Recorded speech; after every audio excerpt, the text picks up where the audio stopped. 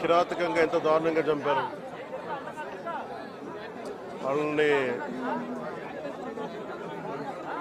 ఈ సమయంలో వాళ్ళు అడుగుతూ మేము ఆత్మగౌరవం ఉన్న వాళ్ళు మేము నిజంగా ఇక్కడ ఏదో ఒక ఎక్స్గ్రేషియా ప్రకటించడానికో లేదంటే దీనికో రాలేదు. నిజంగా ఉగ్రవాదుల దాడిలో ఇది రిపీటెడ్గా,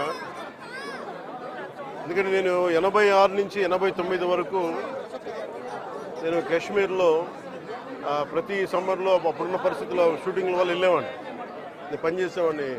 సో నాకు పరిస్థితులు తెలుసు. నాకు మళ్ళీ తిరిగి అలాంటి పరిస్థితులు పునరావృతం అయినది చాలా చాలా బాధ కలిగిస్తూ ఉంది. కొన్ని అంశాలు ప్రత్యేకంగా ఆవిడ తెలియజేశారు. వారి అమ్మాయి కానీ వారి అబ్బాయి కానీ వాళ్ళ పడ్డ క్షోభ చాలా చాలా వివరంగా తెలియజేశారు. ఎంత సాడిస్టిక్గా, ఎంత మెథాడికల్గా, కోల్డ్ బ్లడెడ్గా చంపేశారు చెప్తుంటే అసలు కడుపులో బాధ ఉండలు చుట్టుకుపోతాం.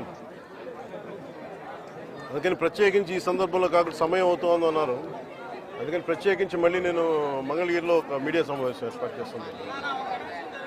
రేపు కూడా వైజాగ్ వెళ్తున్నాను.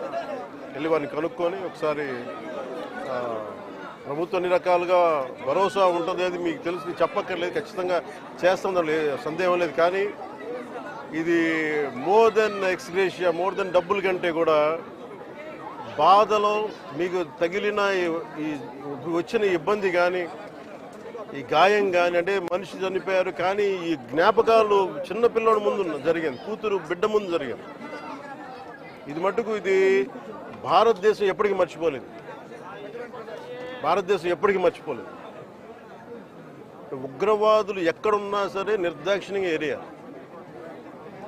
మన కనికరం ఎక్కువైపోయింది, మంచిదనం ఎక్కువైపోయింది. అంతే మనం నిర్దాక్షిణ్యంగా ఏరియాలి.